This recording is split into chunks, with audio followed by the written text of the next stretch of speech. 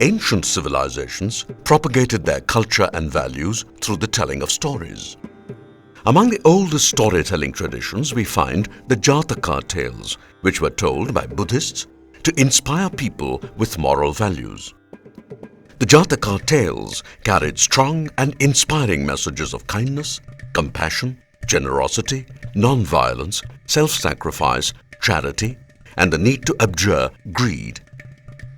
The Buddha is featured as the protagonist of each of these stories. They narrate incidents in his previous lives when he was the Bodhisattva. Bodhisattva is a word that refers to the Buddha in his previous lives and also the first half of his present life before he attained enlightenment. Mahakapi Jataka. High up in the Himalayas, surrounded by rich greenery and soothed by the soft waters of the Ganges, stands a huge, shady mango tree. It is not an ordinary tree. Its fruit is large and deliciously sweet, like getting a taste of paradise. Its fragrance is enchanting, and its color heals the eyes. No human has seen this tree or eaten its fruit. It is a secret of the wild, well guarded by a group of monkeys who live on its branches. One of them is bigger than the others in size. He is more compassionate and wise. He is their king, and he is none other than Mahakapi Bodhisattva, the Buddha himself, born as a monkey in one of his past lives. Here they are, these monkeys, conversing and playing and gathering richly colored mangoes, savoring their mouth-watering, fleshy pulp, distributing them carefully to their young. And here is the Mahakapi watching over them. One day, the Monkey King notices that a branch of the tree hangs rather dangerously over the bubbling waters of the Ganges. In his great wisdom, the Bodhisattva anticipates what can happen in such a situation. What if a mango were to fall into the river? Lured by its color and fragrance, some human would be sure to find it, and he would realize that this was the tastiest fruit he had ever eaten. He would search for the tree and come here, and then other humans would follow, and that would be the end. The monkeys would have to abandon their home. The Monkey King looks troubled.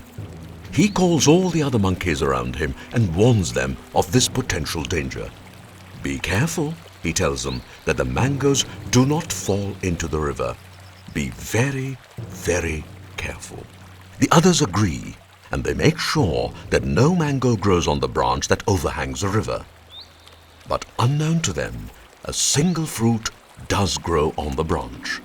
It ripens secretly, and one day falls into the waters of the Ganges and is carried away. There it goes, leaping and dipping, caught up in the exhilaration of the waves. And who's this? It is a fisherman waiting for long hours in vain for a catch. He sees the mango, leans over, and picks it up. He is completely taken up with this unique fruit. Its golden color and rich fragrance captivate him. He dare not eat it up all by himself. This is too rare a fruit. He decides to take it to the king, who will surely reward him. The king eats the mango, and his heart is filled with happiness, and his mind is full of only one thought: how do we get more of these mangoes? It is exactly as the Monkey King had foreseen. The king and his men soon reach the bank of the Ganges, where the tree stands in full bloom. The surrounding air is drenched with its splendid aroma. But there are monkeys all over the tree. The king orders his men to attack them. The men aim their arrows at the unfortunate creatures. The Mahakapi Bodhisattva gives a mighty leap and lands in a bush on the other bank of the Ganges. And then, to save his subjects, he tilts a branch across the river so that they can cross over to safety. But alas, the branch is too short for the purpose. Undeterred, the Bodhisattva stretches his body across the remaining length and instructs his monkey followers to step on him and escape. "Come on," he tells them, "there is no time to lose." The monkeys do so, trampling upon him in their eagerness to get away. The Monkey King is bruised and broken and loses consciousness. The king is watching all this. He is amazed at the bravery and sacrifice of a mere monkey. He thinks, how can this creature harbor such compassion? He tells his men to bring down the monkey and nurse it back to consciousness. Later he asks the monkey why he should sacrifice his life for his subjects. "They are meant to serve you and not the other way around," he says. The Monkey King smiles. "I can perform such a service only for those whom I have ruled," he says. He then proceeds to instruct the king on the duties of a king. But these are his last words. Injured and exhausted, the Monkey King, the great Mahakapi Bodhisattva, who would become the Buddha in a subsequent birth, gives up his life, leaving the king in a state of shock. Hamsa Jataka. The queen of Varanasi had a dream. In the dream, she saw an imposing, splendidly colored swan, a rare vision that few humans are blessed with. Next morning, the queen lost no time in going to the king and entreating him to search for this enchanting bird. "It must become mine," she pleaded to her husband, "for my life will have no meaning at all if I cannot have such a gorgeous creature for myself." The king of Varanasi, Brahmadatta, did not take her dream or request lightly. He had recently come to hear about a heavenly swan that was being talked about in hushed tones. Celestial beings had seen the swan. They had disclosed this to some enlightened humans, who in turn mentioned it to their disciples.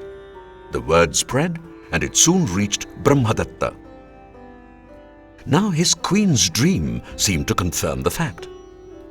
This is the story of a long ago time when the Bodhisattva, the Buddha before his enlightenment, was born on earth as a magnificent golden swan.